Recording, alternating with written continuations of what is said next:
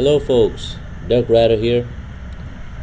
So today I'm in a bit of hurry. I have to go see one of my friend. I'm already running late, so আমার আজকে একটু তাড়াহুড়া.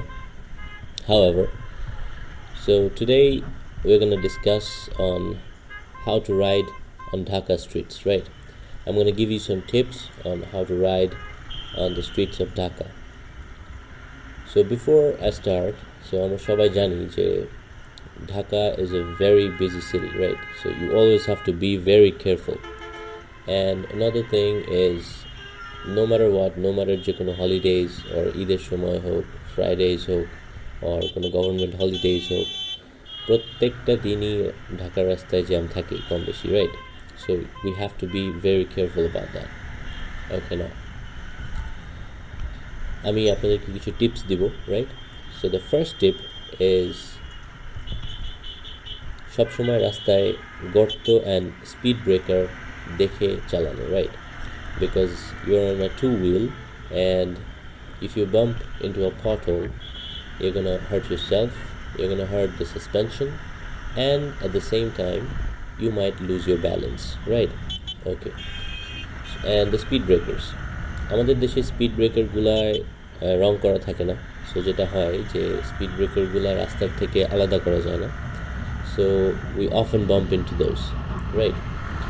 So that is one of those issues যে গর্ত and speed breakerগুলা দেখে তারপর চালানো. Okay. Another thing is আমাদের ঢাকায় অনেক বাস চলে and অনেক প্রাইভেট কার্স চলে, right?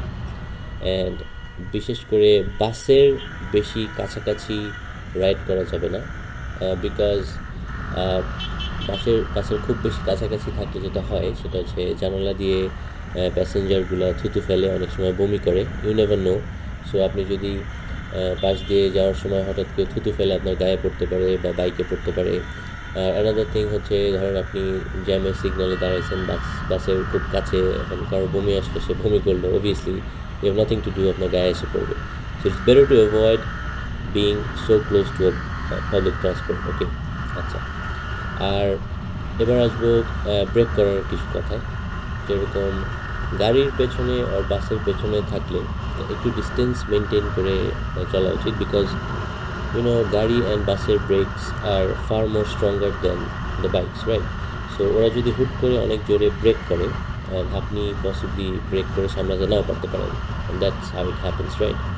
Okay, now another tip is বাসের দ্যাট ইজ মোস্ট ইম্পর্টেন্টলি যে লোকাল বাসগুলো চলে, যে সামনে বিআরটিসি বাস দেখতেছেন এগুলা, অ্যান্ড দ্য পাবলিক ট্রান্সপোর্ট, এগুলার লেফট সাইডে না থাকার চেষ্টা করবেন, বিকজ ওরা কিছুক্ষণ পরপরই বাম দিকে চেপে যাত্রী ওঠানামা করায়. সো আপনি যদি ওই চিপার মধ্যে পড়ে যান অবভিয়াসলি, সো ওই সময় মানুষের জন্য আটকায় যাবেন and at the same time আপনাকে বাম দিকে চাপ দিয়ে ধরবে.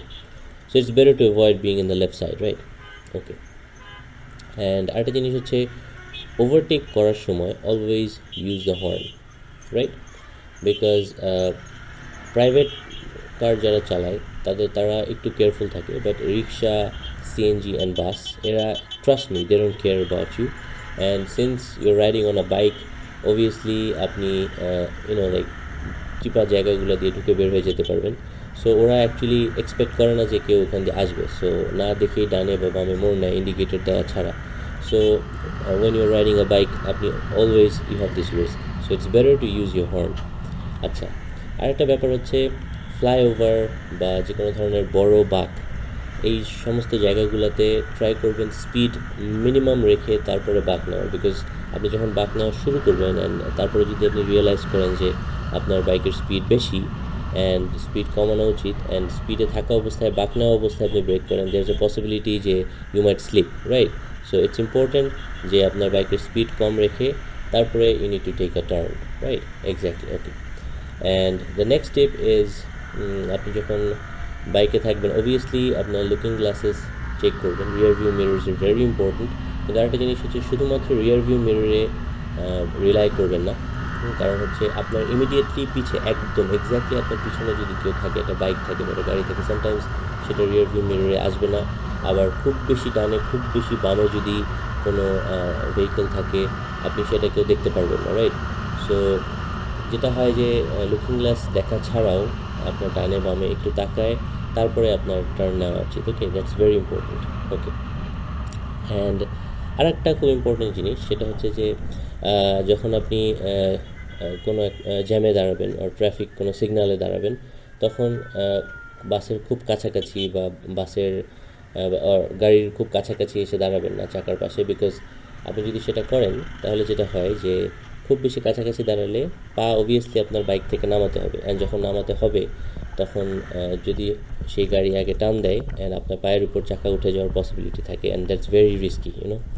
আচ্ছা, the next step is about you know রাস্তায় অনেক সময় লুপ পড়ে থাকে অ্যান্ড এসির পানি পড়ে, তারপরে তেল লিক করে ইউনো, তারপরে তাছাড়া মোবিল লিক করে অনেক সময়, তাছাড়া অনেক রকম ডেব্রি পড়ে থাকে। সো ইটস ইম্পর্টেন্ট যে যে কোনো ধরনের ভেজা সারফেসগুলো অ্যাভয়েড করা হয়, বিকজ এইসব জায়গাতে বাইকের চাকা অনেক স্লিপ করে। ওকে, অ্যান্ড আরেকটা আমার পার্সোনাল এক্সপিরিয়েন্স থেকে আরেকটা জিনিস আমি দেখছি, ড্যাম এখানে অনেক ধুলা।